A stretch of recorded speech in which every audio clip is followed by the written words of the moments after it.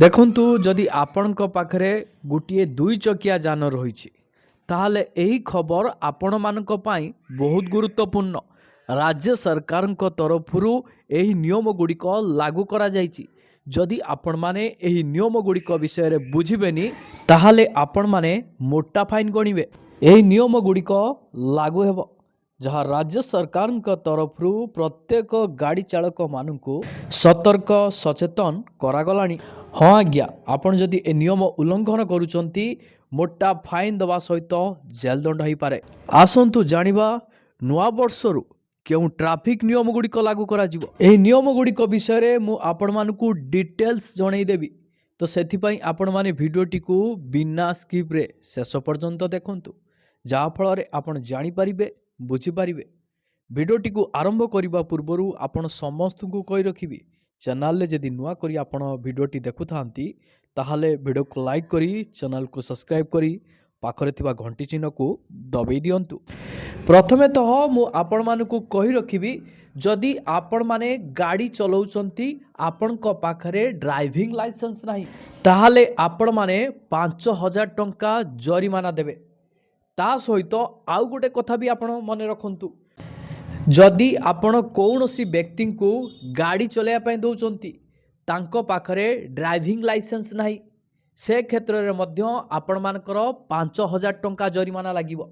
ଏହା ସହିତ ଯଦି ଆପଣମାନଙ୍କର କୌଣସି କାରଣବଶତଃ ଡ୍ରାଇଭିଂ ଲାଇସେନ୍ସଟି ସସ୍ପେଣ୍ଡ ହୋଇଯାଇଛି, ସେ କ୍ଷେତ୍ରରେ ଆପଣ କ'ଣ କରୁଛନ୍ତି, ଗାଡ଼ି ଚଲାଉଛନ୍ତି, ତାହେଲେ ଆପଣମାନଙ୍କୁ 10,000 ଟଙ୍କା ଜରିମାନା ଦେବା ପାଇଁ ପଡ଼ିବ। ଏହା ସହିତ ଆପଣଙ୍କର ଡ୍ରାଇଭିଂ ଲାଇସେନ୍ସର ଅବଧି ସରିଯାଇଛି, ଆପଣମାନେ ଗାଡ଼ି ଚଲାଉଛନ୍ତି, ତାହେଲେ ଆପଣମାନଙ୍କୁ 5,000 ଟଙ୍କା ଜରିମାନା ଦେବା ପାଇଁ ପଡ଼ିବ। ଡ୍ରାଇଭିଂ ଲାଇସେନ୍ସକୁ ନେଇ ଆପଣମାନେ ଏହି ଚାରୋଟି କଥା ମନେ ରଖନ୍ତୁ।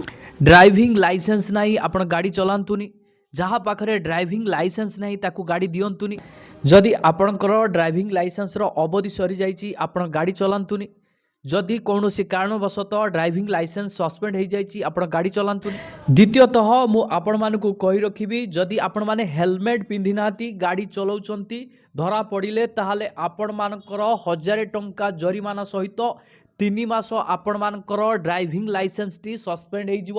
ଏକଥା ବି ଆପଣମାନେ ଜାଣି ରଖନ୍ତୁ।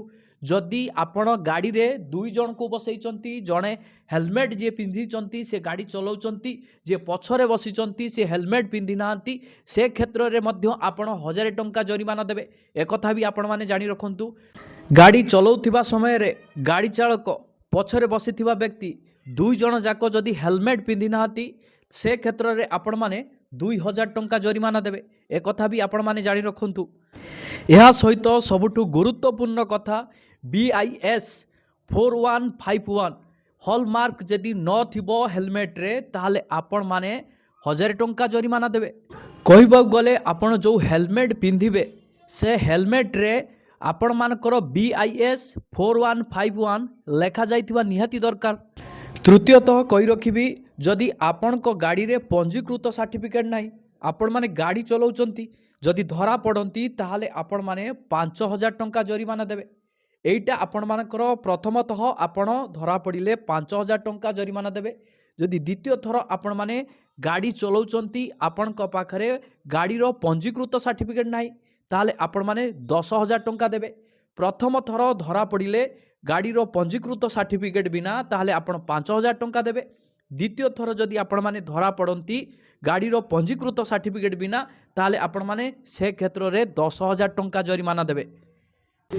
ଚତୁର୍ଥରେ ଯଦି ଆପଣ ଗାଡ଼ି ଚଲାଉଛନ୍ତି ଆପଣଙ୍କ ଗାଡ଼ିରେ ଇନ୍ସୁରାନ୍ସ ନାହିଁ, ଧରା ପଡ଼ିଲେ ଆପଣମାନେ 2,000 ଟଙ୍କା ଜରିମାନା ଦେବେ।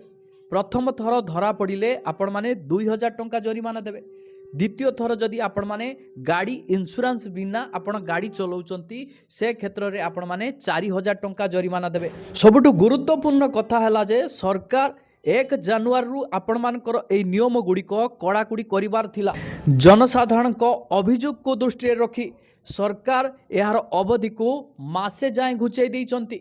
1 ଫେବୃଆରୀରୁ ଆପଣମାନଙ୍କର ଏହି ନିୟମ ଗୁଡ଼ିକ ଲାଗୁ କରାଯିବ। ସେଥିପାଇଁ ଆପଣମାନେ 1 ଫେବୃଆରୀ ପୂର୍ବରୁ आपण मानकर गाड़ीर एई समस्त नियम गुड़िक को पालन करने पाई जो सब डॉक्यूमेंट्स आपण मानकर आवश्यकता रही से डॉक्यूमेंट्स गुड़िक को आपण माने रेडी करनियंतु।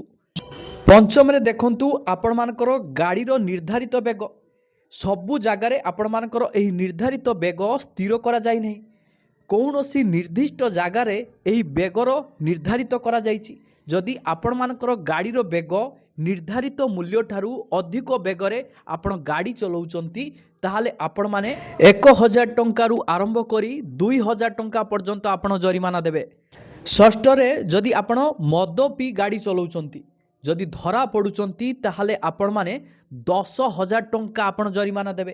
ता सहित जेल दंड आपण भोगिबे। एक कथा भी आपण माने जानी रखंतु गाड़ी चलेले आपण माने जमा भी मद पियंतु नहीं।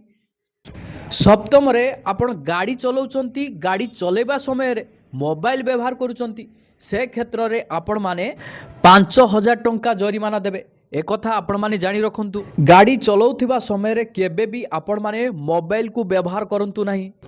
अष्टम रे देखंतु जदि आपण माने गाड़ी चलाउचंती गाड़ी चलेबा समय रे आपण माने ट्रैफिक सिग्नल प्रति ध्यान दउनांती से क्षेत्र रे आपण मानकर 500 टंकारु 1000 टंका आपण माने जरिमाना देबे जदि आपण माने ट्रैफिक सिग्नल रो नियम को आपण जदि भांगुचंती। नवम रे जदि आपण माने गाड़ी चलाउचंती आपण को गाड़ी रे 3 जण लोकन को बसैचंती ताहाले आपण माने 1000 टंका जरिमाना देबे। कहिबाकू गले आपण को छाड़ी की 2 जण जदि आपण माने बसैचंती से क्षेत्र रे आपण माने 1000 टंका जरिमाना देबे। 10 नंबर रे जदि आपण को पाखरे पॉल्यूशन सर्टिफिकेट नहीं आपण माने गाड़ी चलाउचंती से क्षेत्र रे आपण माने 10,000 टंका जरिमाना देबे। गाड़ी रो पॉल्यूशन सर्टिफिकेट को नहीं सरकार को तरफरु कड़ाकड़ी नियम जारी करा जायछि। जदि आपण माने पॉल्यूशन सर्टिफिकेट करिया पई चाहुचंती केमिति करिवे केते टंका खर्च हबो ये डिटेल्स जदि आपण जानिया पई चाहुचंती ए वीडियो रो डिस्क्रिप्शन ले मु आपण मान को लिंक प्रोवाइड कर देइछि। आपण माने से लिंक पर क्लिक करी संपूर्ण वीडियो देखिबा को पाइबे। 11 नंबर रे जदि आपण माने गाड़ी चलाउचंती जरूरी कालीन गाड़ी जथा एम्बुलेंस किंबा अग्निशम गाड़ी को आपण माने बाटो दउ नाहंती छाड़ू नाहंती ताहाले से क्षेत्र रे आपण माने 10,000 टंका जरिमाना देबे। 12 नंबर रे आपण कौनसी पिला को गाड़ी चलिया पे दउचंती से पिलार बयस 18 वर्ष होई नाही से पिला धरा पड़े ताहाले आपण माने 25,000 टंका जरिमाना देबे। ता सहित 3 वर्ष आपण जेल दंड भोगिबे। यह सहित सबुठु गुरुत्वपूर्ण कथा हला जो गाड़ी मालिक रहिचंती से गाड़ी रो रजिस्ट्रेशन सर्टिफिकेट आपण मानकर रद्द करा जीवो। यह सहित जो पिला धरा पड़ी तार 25 वर्ष न हेला पर्यंत तांकू लाइसेंस मिलिबनी।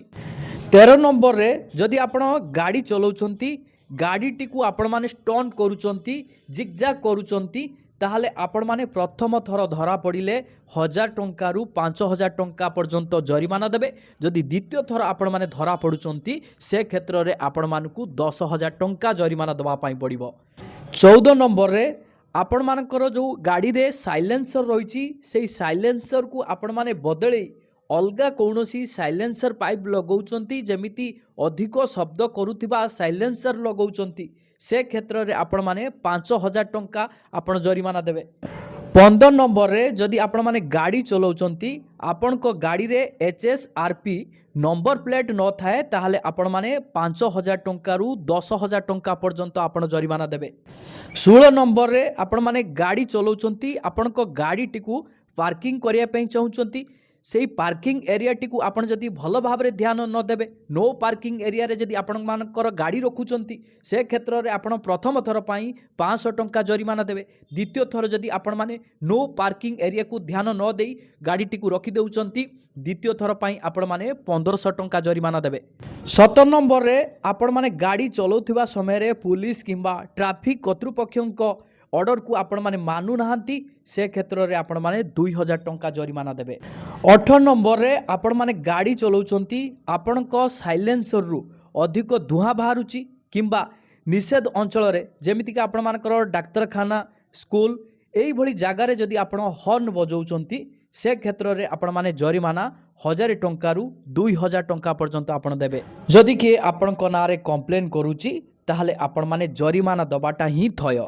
या सहित आपण गोटे गुरुत्वपूर्ण कथा मन रखु आजिकली अधिकांश जगार आपण मानकर सीसीटीवी लगी तेणु पुलिस आपण मानकु न अटकिले भी आपण नियम उल्लंघन करिसंती आपण को अटका जाउनी आपण को मोबाइल को जरिमाना एसएमएस आसीबो। या सहित आपण खाली हेलमेट पिंधिले हबनी आज्ञा सेही हेलमेट रो क्लिप बा तार फिता को आपण माने भल भाबरे लगेबे नचेत आपण मानकर नियम उल्लंघन बोली मध्य धरा जिवो। एक कथा आपण माने भल भाबरे जानंतु। जदि आपण को ए वीडियोटी भल लागिछि ताहाले वीडियो को लाइक करी चैनल को सब्सक्राइब करी पाखरे थिबा घंटी चिन्ह को दबे दियंतु एवं सांग साथी को ए वीडियोटी को शेयर कर दियंतु।